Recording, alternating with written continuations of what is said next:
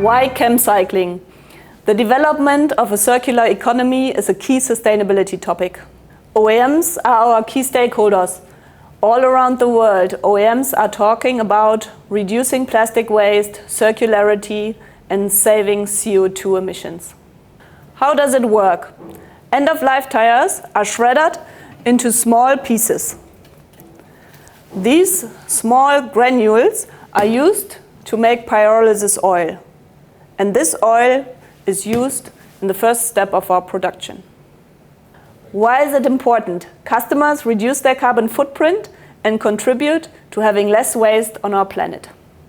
Join our mission for a more sustainable future.